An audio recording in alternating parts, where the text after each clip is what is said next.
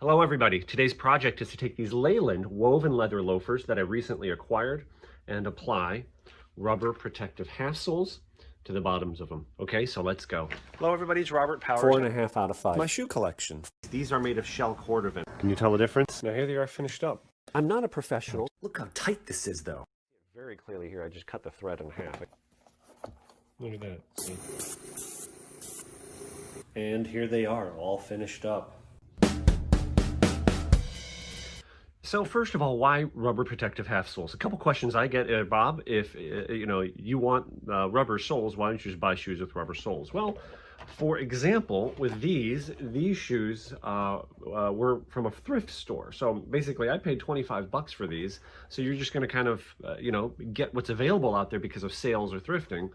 So that's a primary reason. I just got really lucky in the fact that they're basically unworn. So that's a number one reason, just because of availability. Oftentimes, even when you're buying new, either factory second or a brand new first quality shoes from Allen Emdonds, they're going to have huge sales. The cheapest I've paid for a new first quality shoe from Allen Emdonds is $97, new first quality from AE. The most I've paid is $315 for these strands.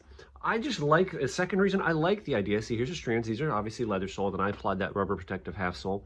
I like the idea of being able to place this on there, and then if it wears out, being able to change it again, and kind of make the shoes serviceable. But I mean, obviously, yeah, that's an option, is getting day-night soles, the rubber soles.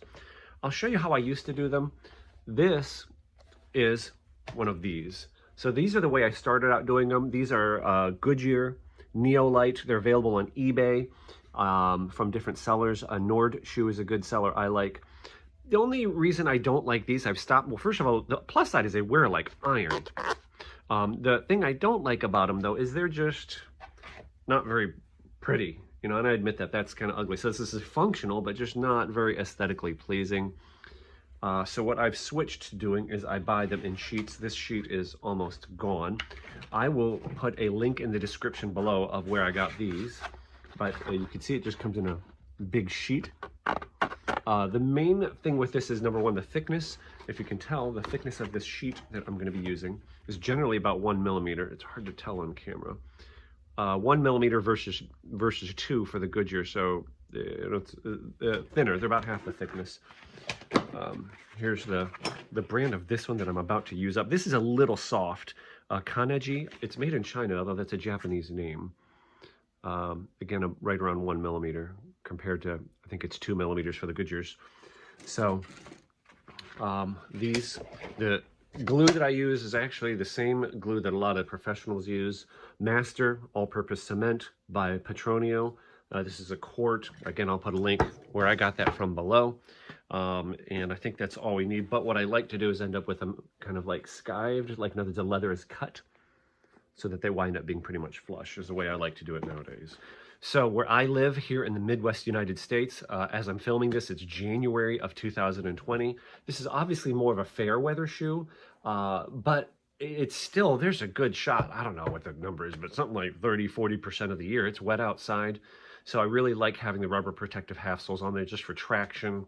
A lot of the times here in winter, I would not ever wear these out in an area where we have any accumulation of snow, but often you're going to go to a store and there's going to be, just a thin layer of snow or ice or something like that. And it really does help with the traction and protecting the shoe sole itself. So let's get things started here. First thing I'm going to do is, you can see I already laid out a pattern, and this is just personal preference, not to do it straight. It's just personal preference. You see that? I guess you would call that concave versus, like this is concave, versus, here's some Atchison loafers versus the convex look of this. I like this because it kind of has a symmetric kind of, the cut kind of flows with the shape of the front of the foot, almost like, a foot imprint would, like, if you stepped on something barefoot, right? So that's one advantage to that. I kind of like this design as well because it's a little more functional. In other words, this corner here is almost, not quite, but almost right angle to this one, right angle to here. It just has like maybe a little bit more of a functional look. I don't know, it's just completely personal preference, whatever you like. You could do it straight across, you could do a zigzag, whatever you want. So first thing I do is lay it out with masking tape and make a cut. I actually did this wrong. I should have removed the bottom half, not the top half, so I'm going to redo this. I'll show you. Okay, so the first step, I lay some tape over here, and you can like press your fingernail into the tape so that you can see the indentation of where the logo is. And then I just basically draw a line with a pen on how I want the cut to look. And then what I had to do is I score that with an X-Acto knife. You know, obviously, you know, X-Acto knives are sharp. You could cut yourself, so, you know, do this at your own risk. Then what I do is and then what you do after you cut it is just peel back the tape, okay? Now what I really want here, I'm gonna take some more pieces of tape. I'll turn the camera around.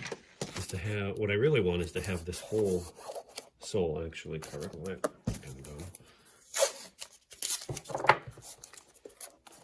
And I'm just kind of overlapping the tape. You know, I mean, it doesn't have to completely double up, but you know, this way it's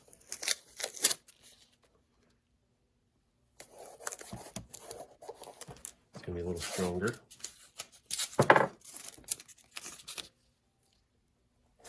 Isn't an exact science here. Just getting a template is all I'm doing.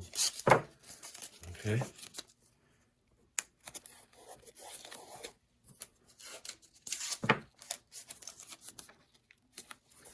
Now that I've got a template, what I want to do, I did not invent this technique. I kind of pieced it together from watching a couple other cobblers on Instagram, honestly. You know, like they'd show pictures of a process and I put 2 and 2 together. Oops. So there.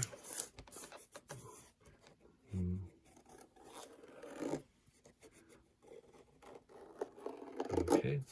So I've kind of got that outline there. Okay. Now what I can do is I can take a pair of scissors. I don't think I need to do that on camera. And I'm going to cut it a little more flush. It doesn't have to be exact. Okay.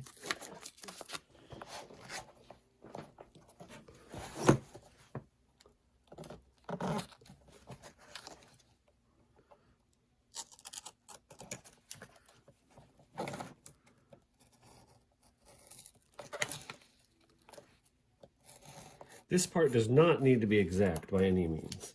I'm not going to cut the rubber out based on this. I'm going to cut the rubber out on the shoe. This is just giving me a rough idea of how big it needs to be. I could be off by 1/4 inch on this part, it wouldn't matter.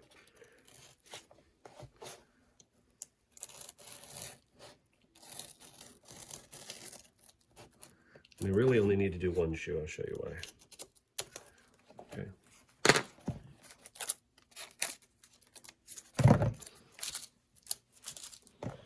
So now, basically what I've got is I've got a nice template of what I want the actual rubber piece to look like. And you'll see there's a little scored line there on the shoes still from the knife.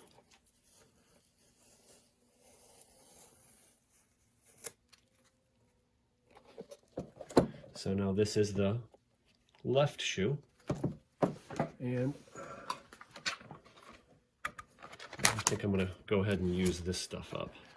So you see there is a pattern on it. The pattern is 45 degrees to the camera right now, and there's a straight edge, and then there's a logo. So although it doesn't really matter, it does kind of matter. It's not terribly important, but I do want to keep this at a right angle, I guess you'd say. You know, I think you get what I'm saying.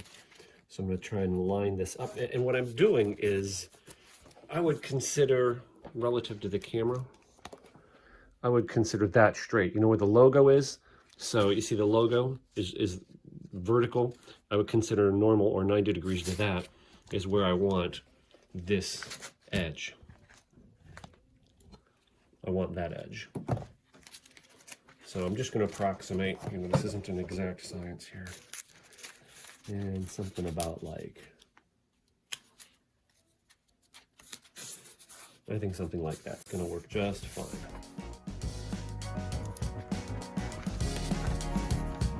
Oops, that's not hard.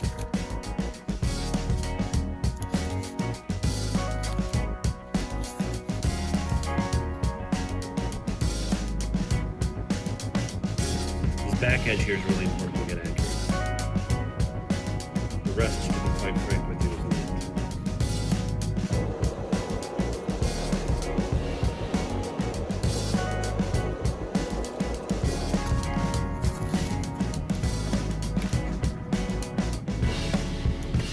for left. So there, I've got that. Whoops, let's see here.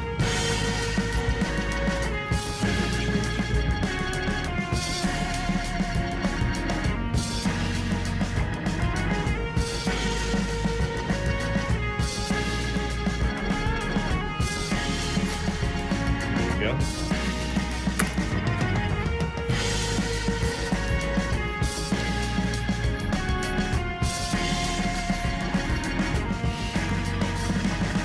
This part, I want to leave at least a 1/4 inch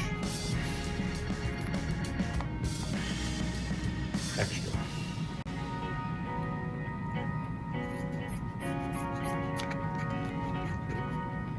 And again, this cut here is the only one that's crucial.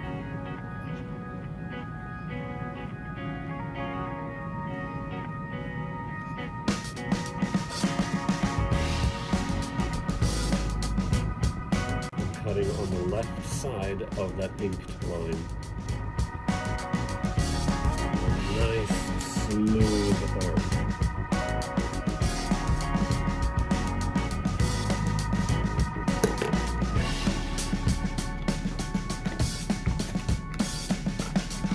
Double check that I have enough.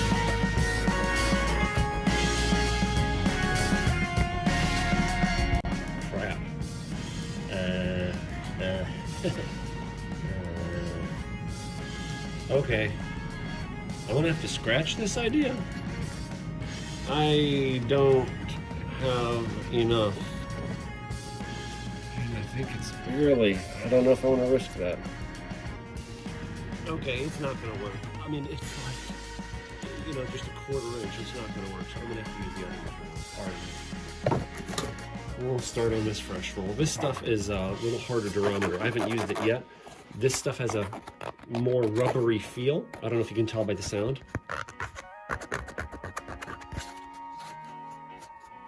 Let's see, versus this stuff is more of a plasticky sound. I think this is going to be better wearing. I think it's also going to be more durable.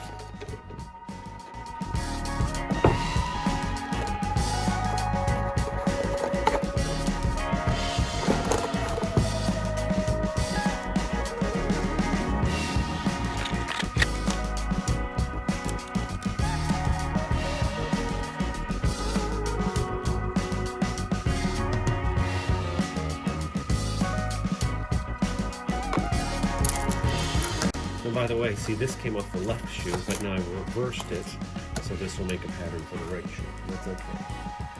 Remember, I'm gonna cut a little bit.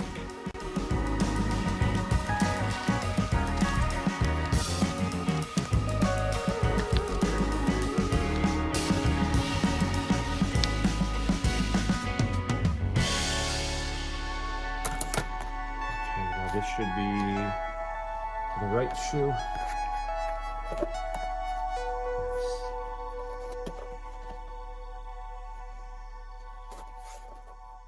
Okay, now all I need to do, see if I do this, basically maybe I can do it this way. That might save some material, huh? So now all I got to do is, see, it's back to back, so it's going to be reversed image, and I'm going to again try and leave a 1/4 inch at least all the way around. Now this is a 1/4 inch. So I can cut this. This is bigger, so this already has the 1/4 inch built into it. So I can butt right up against the other one. The only place I need to be real careful is here. I'll cut this off camera.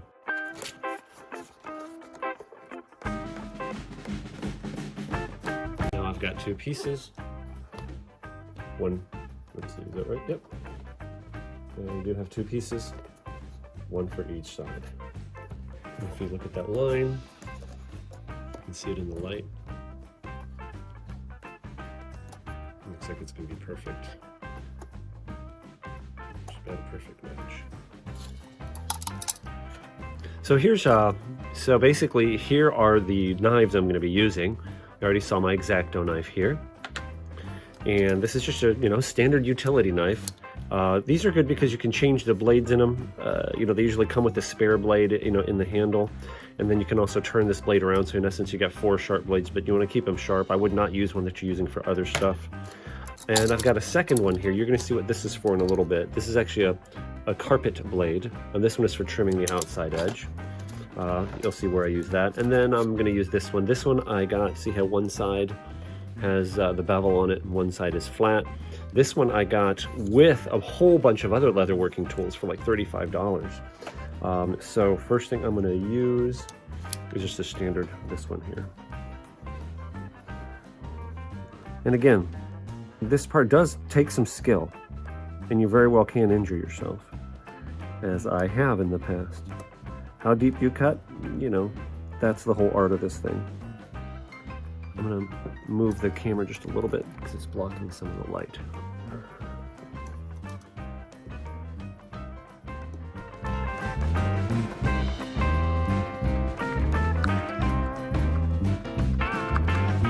Like I'm a little bit rusty at this, guys.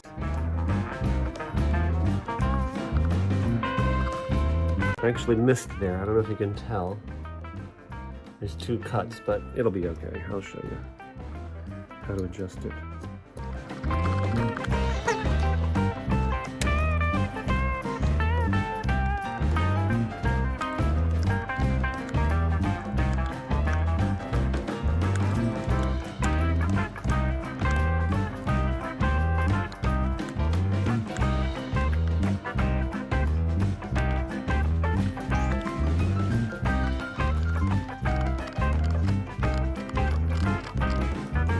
What I'm doing is I'm kind of bracing my hand, pivoting, so it's cutting, and sawing. And I'm going to be careful to keep this hand away from the cut zone, okay?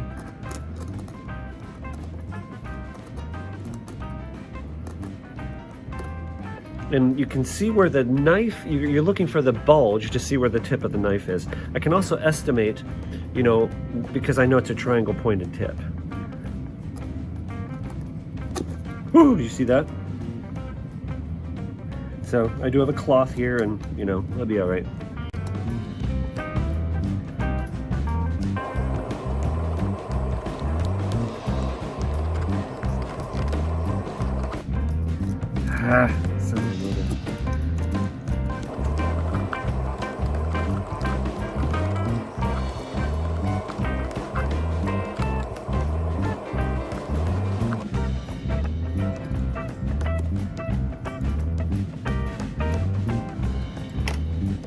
That's pretty good. Now, this is where this comes into play. So notice I'm using keeping the flat side down.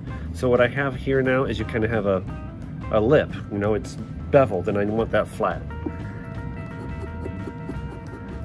And I'm keeping this pretty close to parallel to the sole. I just want to knock that corner off. Ooh.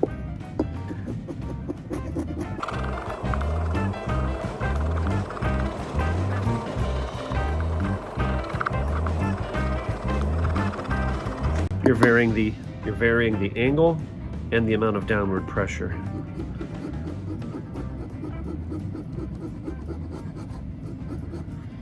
Steeper angle, harder pressure, deeper gouge. Shallow angle, lighter pressure, lighter cut.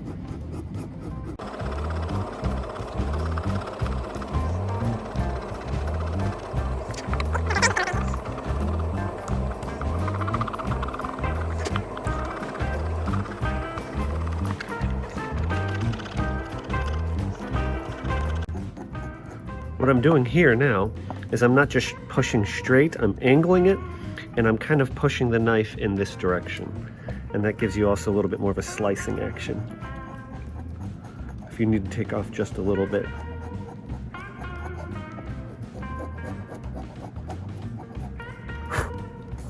Sorry about that. So that, like I said, that's not ideal, but hey, I'm showing you reality, This is why I say in my intro, I'm not a professional, because I'm not. That's pretty good. I'm gonna make this cut just a little bit deeper here.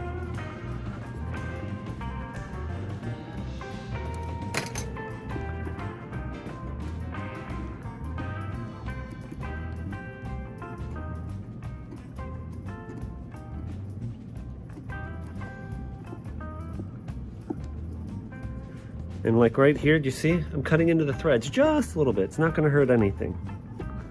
That's totally fine. You can clip that off. Not gonna hurt the integrity of the shoe at all.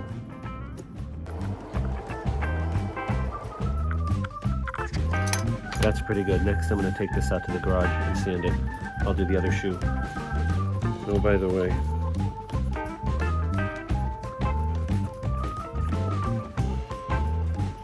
yeah, that's gonna be pretty good. So now what I'm gonna do is I'm gonna line these shoes up. And now I've got this piece of tape. I have to flip it upside down though to make it opposite.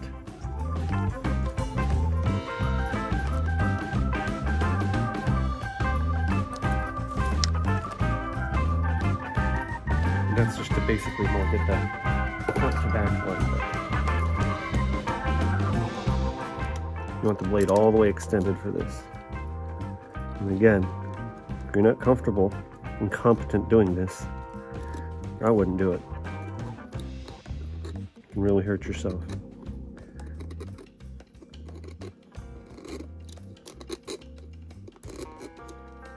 And by the way, a lot of cobblers told me not to do this when I was new at it, but I didn't listen to them. In other words, I was willing to get hurt. So there's two sides to that coin.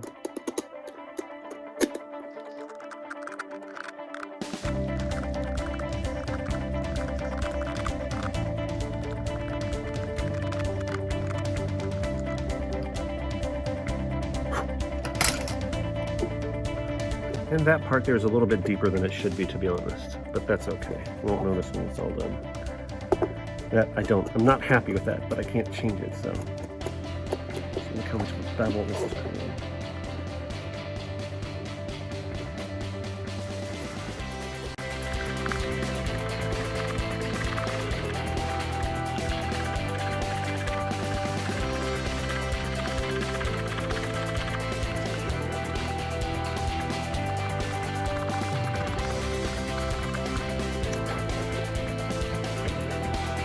Yeah, that really was way too deep. It's the first time I've done that.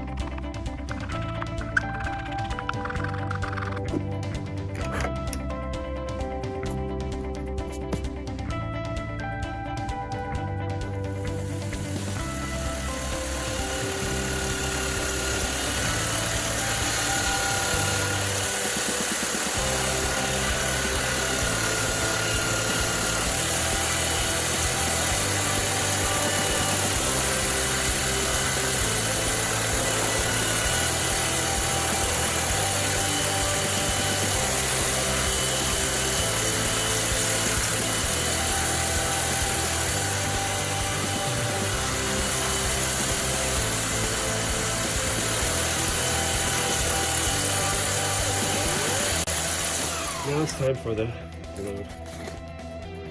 Stuff is pretty smelly.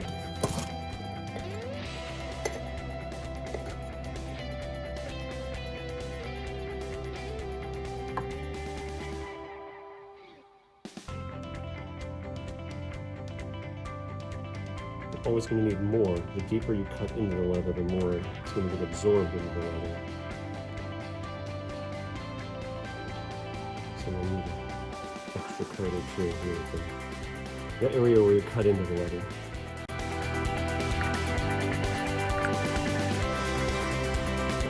But here I accidentally got it on the edge of the sole. Don't worry about it.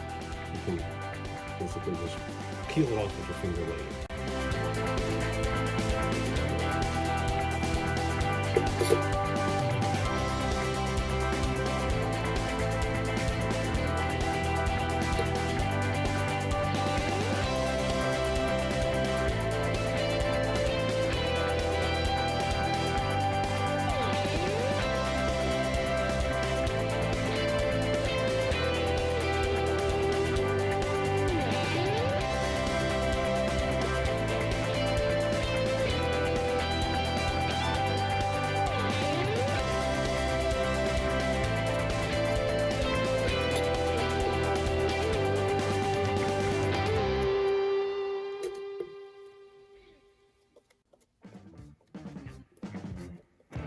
that set up.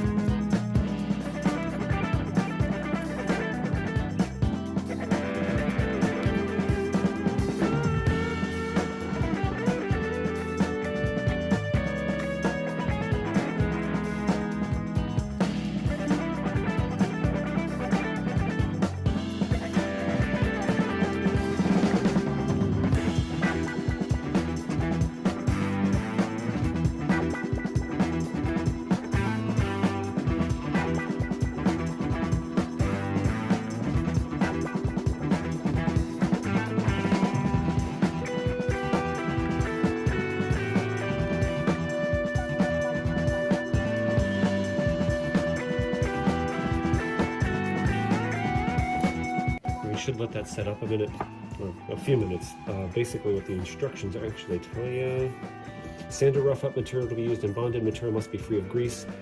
Oil, grease, and dirt before applying cement. Apply one coat to each part and let dry. May be left open for up to 8 hours if necessary. May use heat activation if needed. Heat activate both parts to be bonded, joined, and pressed. I don't do the heat part, but you know, it's worked very well for me in the past. So I'm gonna let that, see, I did the left shoe first. I'm gonna let that set up for a few minutes. All right, quiet on set. Love you. Okay, I think they're ready. Now this is the hard part, especially when these things, because I remember one of these was just barely long enough. The problem here you got to watch out for is if you get it off that way, okay? So what I'm kind of doing here is I know that these two edges overlap, so I'm using my fingers here to kind of center on that, and then I'm also looking down the shoe to see that the middle of the toe is at the middle of the toe. Remember, that's why I have that extra, where it should give me a little bit of leeway.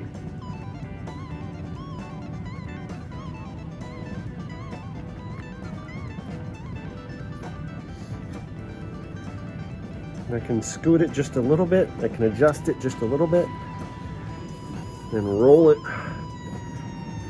from the back to the front. Awesome. And from the sides out. That's what I want.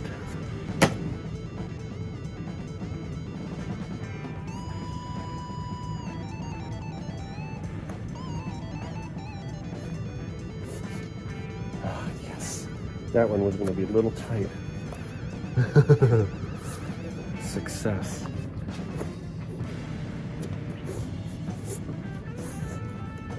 Now, I do have a press in the garage that you can use, but easy way to press things at home if they are shoes you can wear.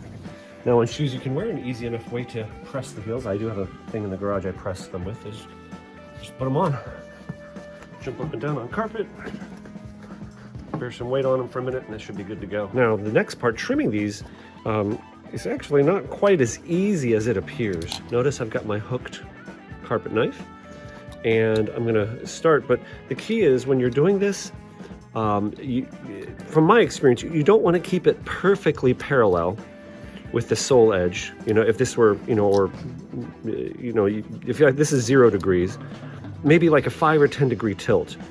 And, and then again, I'm going to kind of use my thumb here to guide it. The trickiest part was when you get over the nose of the shoe, okay? The front of the sole, so here it goes. The hook on the carpet knife to me is necessary. See, this is the trickiest part. It's easier on the other shoe. This inside part, because you've got this lip here, and there's a concave. But The hook on the carpet knife acts as a guide. There we go.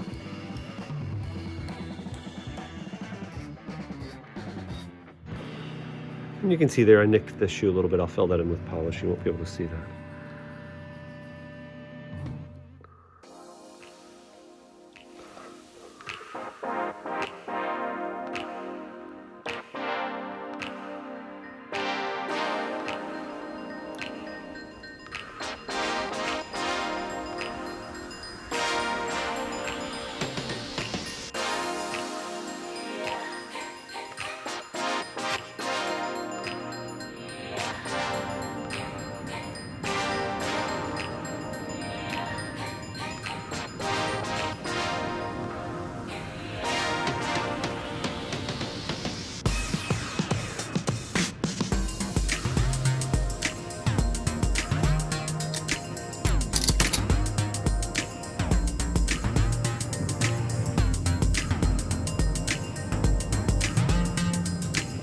Beautiful. I'm very happy with that.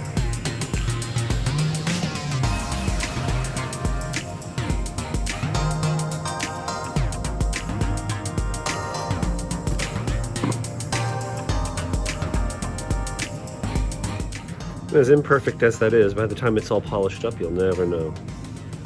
Pretty flush. Trying to get the right angle here.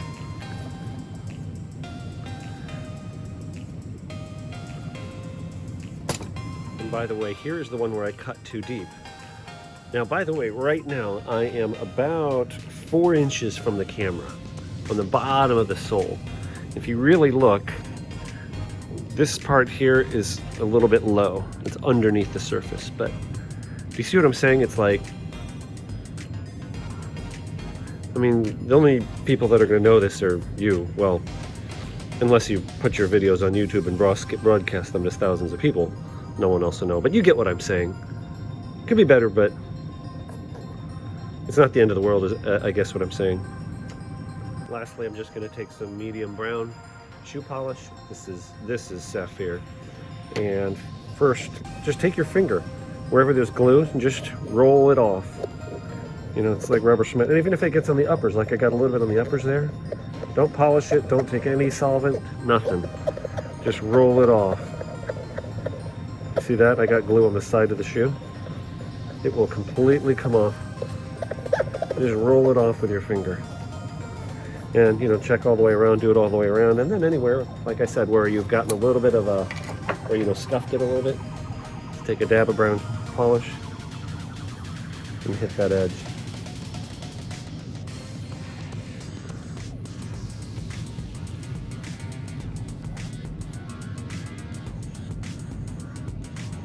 Ooh, look at that.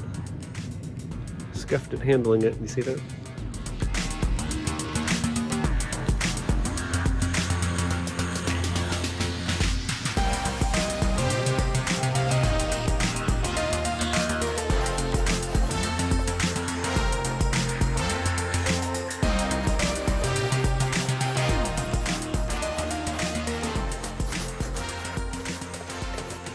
And here they are, all finished up.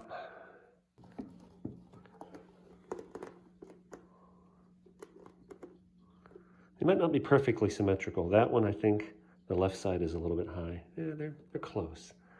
They're not perfectly symmetrical. Okay, guys, I couldn't live with the asymmetricness, whatever you want to say. So, phone was dead, had to attend to a kid, you know, blah, blah, blah. Anyway, so as you can see, I ripped it off. You can see the corner tore, but, you know, I just ripped it off with a pair of pliers. And you can see there, that's where it was. I cut it back a little more. It's gonna make it, might not be perfect, but it should be just a lot more symmetric. So now this piece is junk. I've cut a new piece, and I'm going to trim that edge and reapply it. Got it marked out. And I've got a little line scribed on there to help line it up this time. Let's glue it up.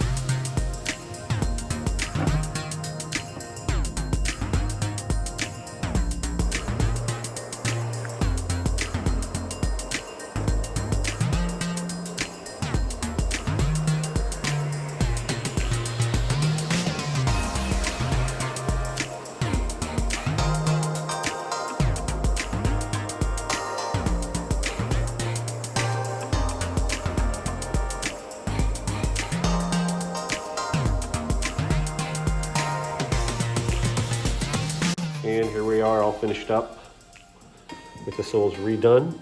They're not perfect, but they're not bad. It's like I said, not perfect, it's not bad.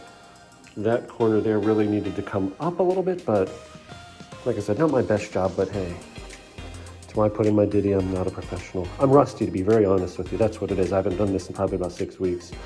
So it is a perishable skill, but if I were to do another one right now, I'd be really on it. So,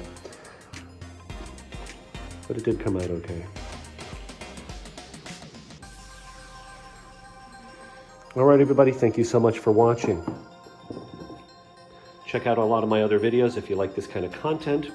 And if you know how to spell J.R. Rendenbach or Medal Dior from memory without Googling it, you may want to subscribe to my channel. All right, have a great day. God bless. Hello, everybody. Today's project is to take these Leyland woven